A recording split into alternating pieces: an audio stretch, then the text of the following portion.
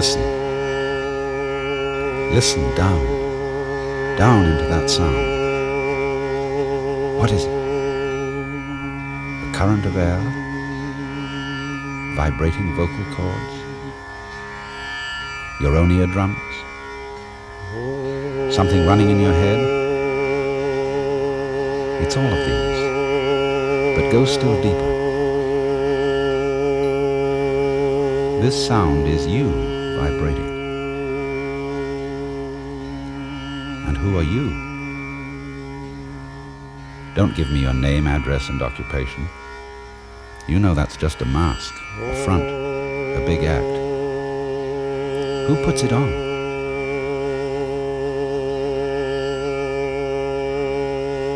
Who puts it on? Your body? What an act that is. And who puts that on? Your father and mother? Did they put you on?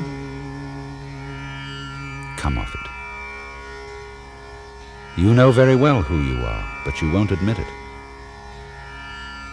Deep in there in the middle of your heart, you know it. You've always been around, and always will be. And the you in you is the same as the you in me. You're not some sort of tourist just visiting in this world for a short time. You belong here, like the apple on the tree. And as the apple is the energy of the tree, you, yes, you are the energy of the world. You don't know who you are, do you? You can't really get at yourself, just as the fingertip can't touch itself and the teeth can't bite themselves. And that's because you, the far in you, is what we call Brahman, the self of the universe, the which than which there is no witcher, the heart and foundation of all that's going on.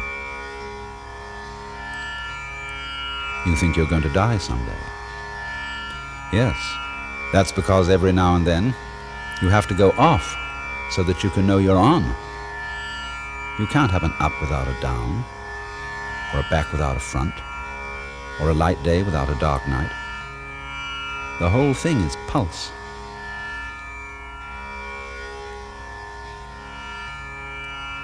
So what are you doing, Brahman? You're playing on and off with yourself, hide and seek with yourself. You're just passing eternal time with adventure. You forget who you are, really. Every now and then, you make like you're just a John Doe or a Mary Smith, or a butterfly, or a worm, or a star, and that you're lost in the middle of a big, big outside world that isn't you, that you don't understand and that you don't control. Of course. There has to be something else, something other, to bring out the feeling that you are you. And so that you can feel really you, that outside world has to feel really strange, different, weird. You old trickster. Deep down in, you know the whole bit. And therefore what you want is a surprise. So you have to let things get out of control. You have to feel lost and lonely to know you as you. And you play the thing out by inventing lusts and loves, fears and terrors, gnawing anxieties and screaming mimes. Also you can imagine, it's not really me, it's it that runs the show. But our secret is, as we say, Tattvamasi. You are it. You are running the show by not letting your right hand know what your left is doing, by making like there's a whopping great split between what you do and what happens to you. And this is what we call Maya, the great illusion, and Leela, the play, the big act. And you don't just play your game with such simple elements as on and off, black and white, or life and death. To seem as real can be, this world that you are playing must be so complicated that you can't figure it out. Especially if you're using figures to figure it. So, between black and white, there is the whole range of colors. Between thunder and silence, the whole scale of tones. And between something and nothing, between a smashing fist on the face and trying to touch air, there are all the textures of feeling. Burning, throbbing, pushing, hugging, fondling, tickling, kissing, brushing, and light wind on the skin. Your world is all these elements, of light and sound, of taste, smell, and touch, woven together in many dimensions on the fabulous loom of your brain. Your brain, the most complicated thing in the world, which you yourself grew without even thinking about it.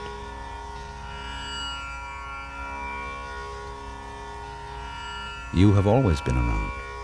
For you, I, the self, is simply what there is and all that there is.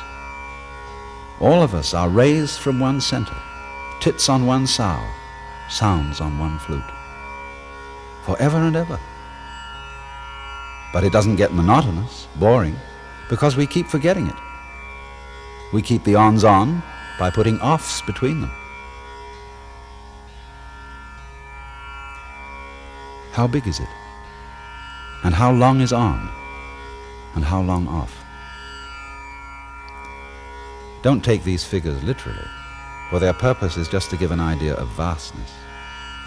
We say that man, human life, is a dance that lasts for 4,320,000 years. And of course there are all sorts of other dances going on at the same time with their own rhythms. Star dances, rock dances, fish dances, insect dances, plant dances, and strange animal scenes like crocodile dances, elephant dances. The human dance runs for 4,320,000 years, a span of time that we call a kalpa. Before it begins and after it ends, there is always another kalpa, or off period of rest, during which the self is simply the self, and doesn't pretend to be this me or that you. We call this rest period the pralaya. Peace, uninvolvement, pure bliss.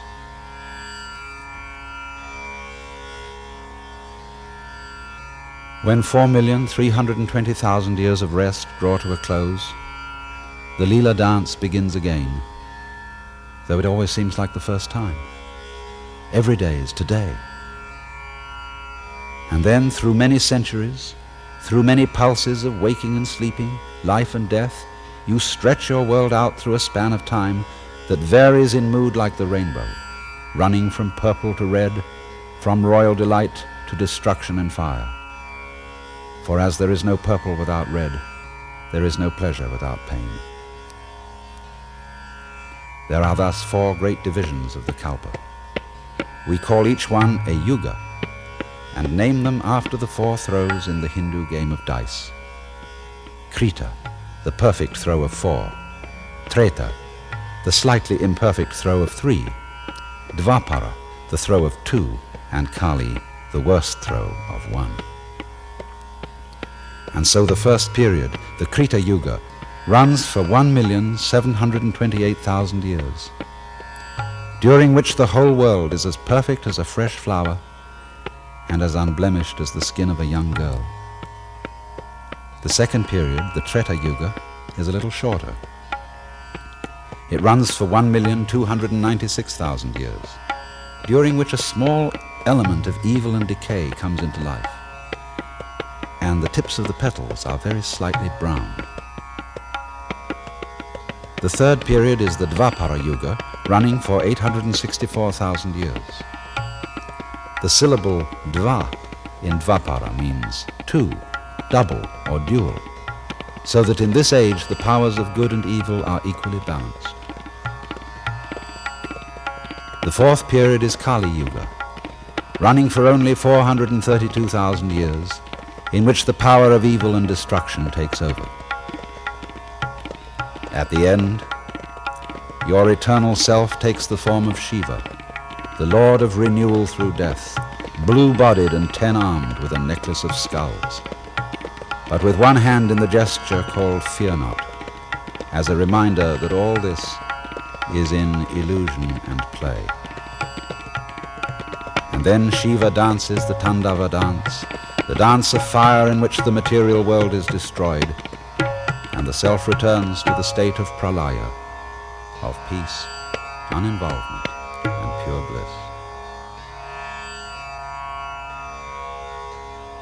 All this goes on forever, through kalpa after kalpa after kalpa, and not only in this visible world that we call the universe.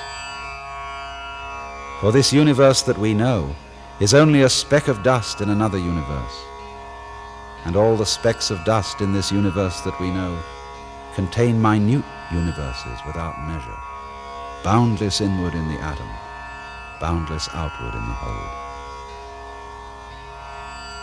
However vast, however incomprehensible, however terrifying this entire display may seem to be, all of it is at root your own inmost self, the self which you cannot touch or see or pin down or control, because it's too close, too near, right in the middle of everything, because it's you.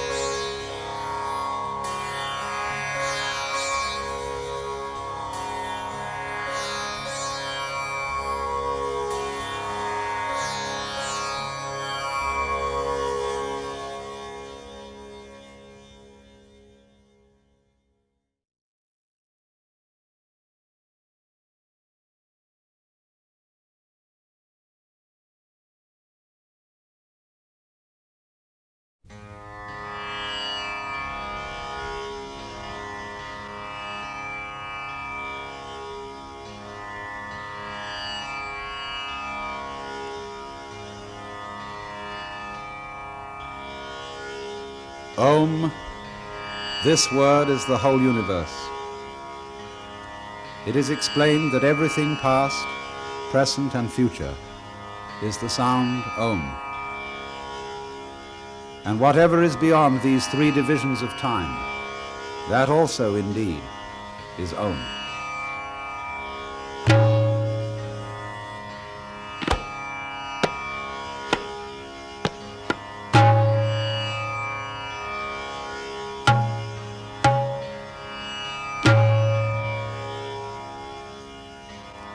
In the beginning, there was only the self, like a person alone.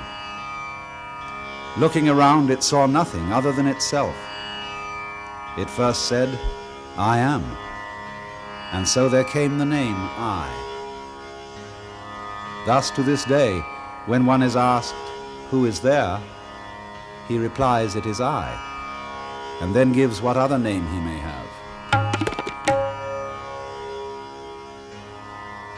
The self was afraid, as one who is alone is afraid. But it thought, since there is nothing beside myself, of what am I afraid? Whereat the fear vanished, for what could it have feared? Fear can come only from something other.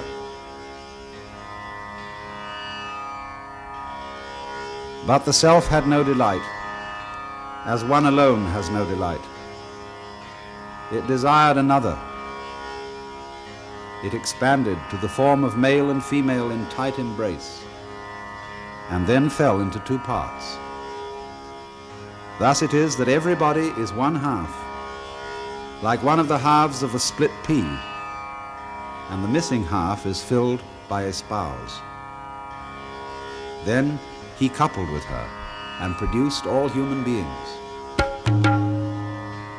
She thought, how can he have intercourse with me, having produced me from himself? I will hide. She became a cow, but he became a bull, and coupling with her produced all cattle. And in turn she became a mare, and he a stallion. She a female donkey, and he a male donkey. She a she-goat, and he a he-goat. She a ewe, and he a ram. And thus were born from their union all beings that exist in pairs, down to the very ants. He knew, I am in fact this universe, for I have produced it all. In this way, he became the universe.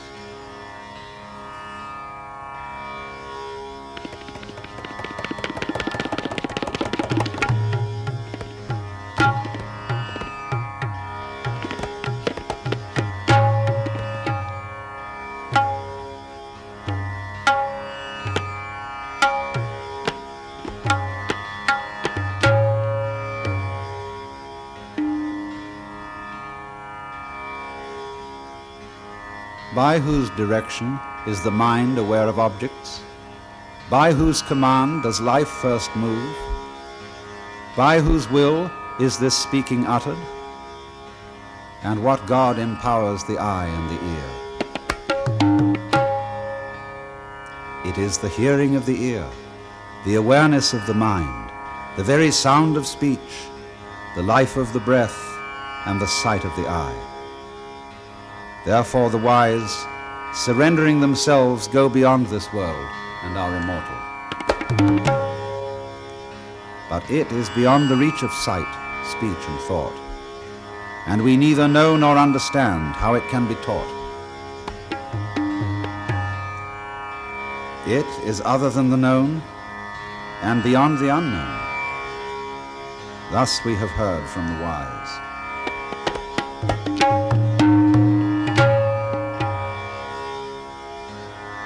It is that which cannot be spoken, but by which we speak. It is that which cannot be thought, but by which we think. It is that which cannot be seen, but by which we see. It is that which cannot be heard, but by which we hear. It is the breath which cannot be held, but by which we breathe. It is known to those who do not know it. To those who know it, it is unknown. It is not understood by those who understand it. It is understood by those who understand it not.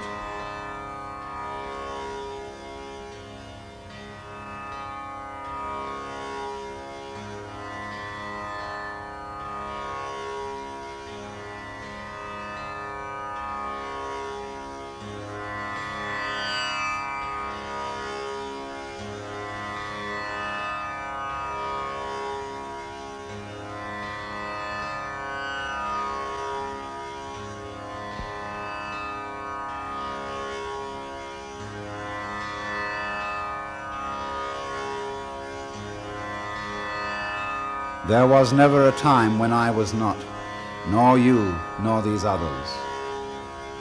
Nor will there ever be a time to come when we shall cease. As one passes in this body through childhood, youth, and old age, even so is the taking on of other bodies. This does not trouble the wise.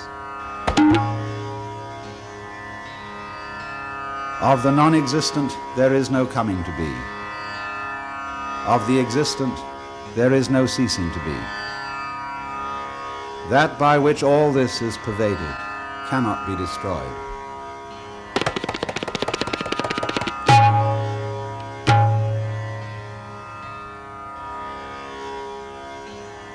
As one casts off worn-out clothes and puts on others that are new, even so the self casts off worn-out bodies and assumes others that are new. Weapons cannot cut this self. Fire cannot burn it. Water does not make it wet, nor the wind dry. It is eternal, all-pervading, changeless and unmoved. It is the same forever. It is said to be unmanifest, inconceivable, and without change. Knowing it thus, you should not grieve.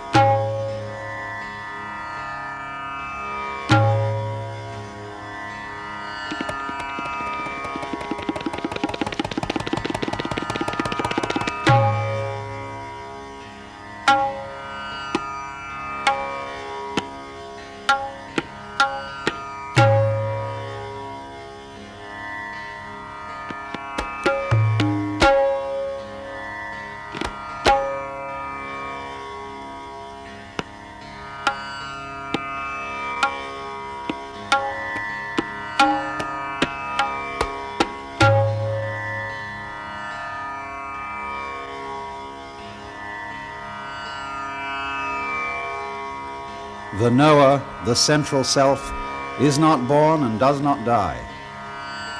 It is not produced from anything and produces nothing apart from itself. It is unborn, eternal, enduring, primordial. It is not slain when the body is slain.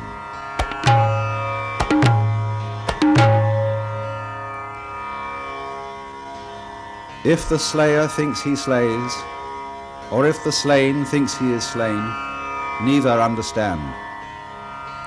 It neither slays nor can be slain.